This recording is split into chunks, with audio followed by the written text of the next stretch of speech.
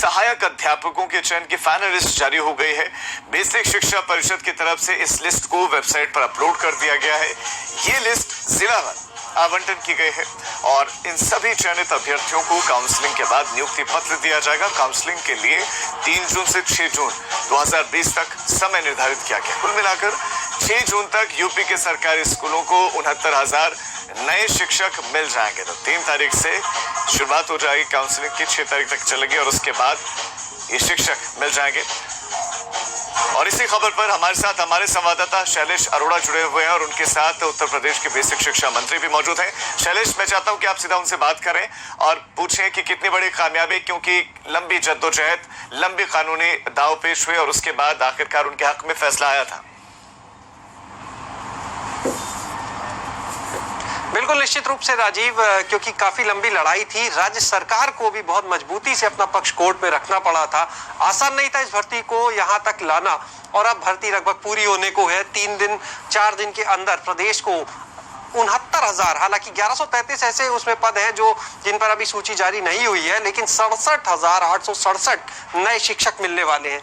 Sir, क्या कहना चाहेंगे आज आप, क्योंकि बहुत लंबी लड़ाई थी, सरकार को भी बहुत लड़ना पड़ा है इस भर्ती को यहाँ तक लाने के लिए।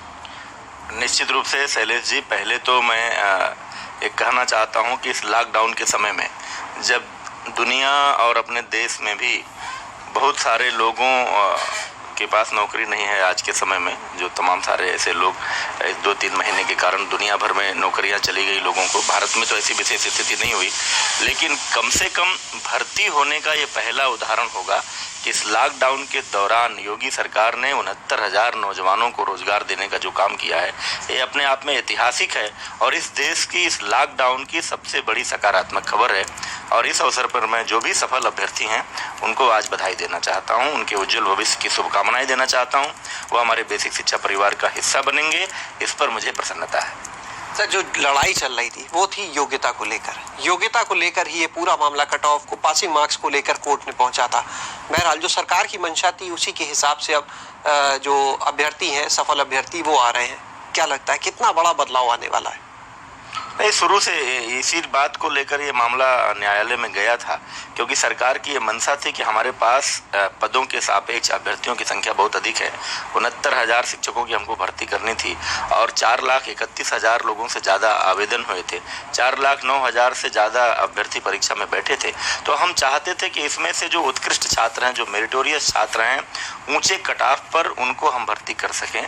इसी बात को लेकर मामला न्यायालय में गया था और न्यायालय ने सरकार की बात पर मुहर लगाई और आज निश्चित रूप से उत्तर प्रदेश के जितने टीईटी पास छात्र छात्राएं उपलब्ध हैं उसमें से जो सर्वोत्कृष्ट छात्र हैं वो हमको शिक्षक के रूप में मिलने जा रहे हैं, क्योंकि बार बार न्यायालय भी इस बात को कहते रहते हैं कि गुणवत्तापूर्ण शिक्षा होनी चाहिए। हमारी भी प्राथमिकता यही है कि हम शिक्षा को केवल औपचारिकता मात्र बना कर न रखें। हम बच्चों को, गाँव गरीब किसान मजदूर के बच्चों को, सरकारी स्कूल में पढ़ने वाले बच्चों को भी अच्छे शिक्षक दे सकें, गुणवत्तापूर्ण शिक्षा दे सकें, यही हमारी प्राथमिकता है। सर, ये दूसरी भर्ती है। इससे पहले भी योगी सरकार में ही शिक्षकों की एक भर्ती हुई, उसमें भी 45,000 से ज्यादा नए शिक्षक मिले प्रदेश को। ये दूसरी भर्ती, इसमें भी 67,867 पदों पर भर्ती हो रही है। देखिए, अब तक जब से उत्तर प्रदेश में योगी सरकार आई है, इन 3 सालों में हम लगभग 50,000 शिक्षकों की भर्ती कर चुके हैं, जिसमें से 68,500 की भर्ती में ही उसमें जितने हमारे पद थे उतने लोग क्वालिफाई नहीं कर पाए थे, इसलिए लगभग 45,000 शिक्षकों की भर्ती हमने उसमें की।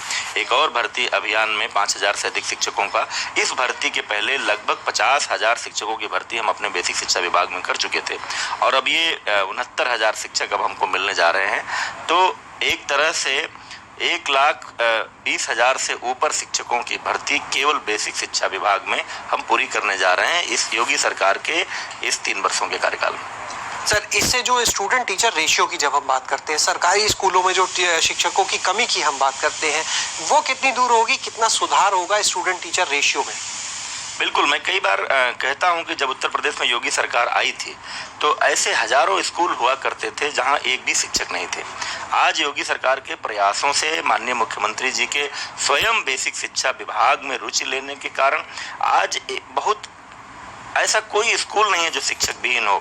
अभी जो हम भर्ती कर रहे हैं, इस भर्ती के बाद हम हर स्कूल को कम से कम 2 शिक्षक उपलब्ध करा पाएंगे, और इसके बाद भी जो RTE के मानक हैं, जिसमें प्रति 30 छात्र पर एक शिक्षक होना चाहिए, आने वाले दिनों में हम उस मानक के अनुसार हर स्कूल को शिक्षक दे पाएंगे। सर, एक सवाल, बहुत बड़ी उपलब्धि है, सब है, लेकिन हमने अभ्यर्थियों से बात की, जो सफल अभ्यर्थी है उनसे बात की, उन्होंने एक सवाल उठाया कि सिविल सर्विसेज की परीक्षा होती है, IAS की परीक्षा होती है, इतनी बड़ी परीक्षा, इतने अभ्यर्थी, लेकिन इतना विवाद नहीं होता। लेकिन बेसिक शिक्षा विभाग की जब भर्ती आती तो एक छवि बन चुकी है कि जब तक वो कोर्ट में नहीं जाती, जब तक अभ्यर्थी प्रदर्शन नहीं करते, तब तक वो भर्ती पूरी नहीं होती है। तो ये छवि कब बदलेंगे? ये व्यवस्था में सुधार कैसे आएगा? देखिए, इसके बहुत सारे पहलू हो सकते हैं, लेकिन एक पक्ष इसका ऐसा है जिसका भुक्तभोगी मैं स्वयं हूँ। हम सब लोगों ने IAS PCS की परीक्षाओं में प्रतिभाग किया है। जो जैसा निर्देश जारी होता है उसी अनुसार आवेदन करते हैं, और उसके बाद परिणाम आते हैं, परिणामों से सब लोग संतुष्ट रहते हैं। और कभी भी कोई अभ्यर्थी किसी IAS या PCS की परीक्षा का रोज रोज किसी मिनिस्टर को व्हाट्सएप मैसेज और फेसबुक नहीं करता है, भर्ती ऐसे करा दीजिए ताकि मेरा हो जाए, वैसे करा दीजिए। यहाँ मैं प्रत्यक्ष प्रमाण हूँ इस बात का। मैं मेरे सोशल मीडिया के अकाउंट आप देख लीजिए, हर अभ्यर्थी चाहता है कि भर्ती मेरे तरीके से। एक सवाल मेरा भी है, सवाल ये है कि अभी भी बहुत सारे विवाद बचे हुए हैं। हाई कोर्ट का कहना है कि जो जॉब है, ये जॉब अभी भी टेम्परेरी है, यानी कि खतरा अभी भी बरकरार है। दूसरा, मैं आपसे ये भी मैं चाहता हूँ कि एक सवाल आप ये भी पूछें कि अभी ऐसे कई और विभागों में इस तरह की जो प्रक्रियाएं हैं, भर्ती प्रक्रियाएं हैं, वो लंबित पड़े हुए हैं, तो ये कामयाबी मिलने के बाद क्या उन पर और तेजी दिखाई जाएगी?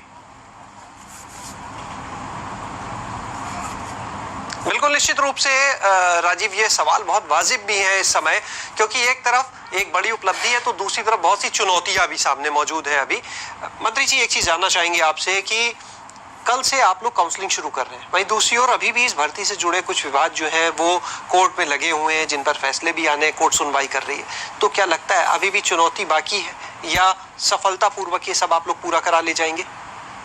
देखिए, हम काउंसलिंग शुरू कर रहे हैं, भर्ती करेंगे। इस बीच अगर कोई अभ्यर्थी किसी मुद्दे को लेकर कोर्ट जाता है, न्यायालय उस पर कोई दिशा निर्देश जारी करता है, तो हम न्यायालय के दिशा निर्देशों का पालन करेंगे। कहीं कोई किसी के लिए कोई विशेष आदेश आएगा न्यायालय का किसी मामले में कि किसी अभ्यर्थी के एक विशेष संदर्भ में उसको देखें, तो उसको भी देखेंगे। हम कभी भी हम तो न्यायालय के निर्णय का अनुपालन हमेशा करते हैं, इसीलिए तो इस भर्ती में इतना विलंब हुआ। तो हमारी ये भर्ती की प्रक्रिया चलती रहेगी, और इस बीच माननीय न्यायालय का, माननीय उच्च न्यायालय का, माननीय सर्वोच्च न्यायालय का जो भी निर्देश समय समय पर मिलेगा, हम उस अनुसार उसका अनुपालन करेंगे। मंत्री जी, एक चीज ये बताइए, आपके बेसिक शिक्षा विभाग की इस भर्ती का तो निस्तारण हो गया लगभग, लेकिन अभी भी अधीनस्थ सेवा चयन आयोग है, बहुत सारे और विभागों में भर्तियों को लेकर विवाद चल रहे हैं। तो क्या सरकार अब उन भर्तियों को लेकर भी कुछ निस्तारण करेगी जल्द से जल्द? क्योंकि पद है, अभ्यर्थी है, लेकिन विवादों में फंसे होने की वजह से अभी तक वो भर्तियां पूरी नहीं हो पा रही। देखिए, उत्तर प्रदेश में योगी सरकार जब से आई, सर्वोच्च प्राथमिकता थी कि जैसे हर गांव को, हर घर को बिजली मिले, उत्तर प्रदेश की सड़कें अच्छी हों, उत्तर प्रदेश की कानून व्यवस्था अच्छी हो, गुंडा राज समाप्त हो, उत्तर प्रदेश में भ्रष्टाचार मुक्त प्रशासन हो, गुणवत्तापूर्ण शिक्षा हो, और उसी में एक प्राथमिकता का महत्वपूर्ण बिंदु था कि उत्तर प्रदेश के नौजवानों को बड़ी संख्या में रोजगार मिले। आपने देखा होगा जब से सरकार आई, बड़ी संख्या में पुलिस की भर्तियां हुई, बड़ी संख्या में राजस्व विभाग में भर्ती हुई, अन्य कई विभागों में भर्तियां हुई, माध्यमिक शिक्षा में भर्ती हुई, कई विश्वविद्यालय में जो प्रोफेसरों के रिक्त पद थे, शिक्षकों के रिक्त पद थे, वो भरे गए। बेसिक शिक्षा में बड़ी संख्या में भर्ती हो रही है।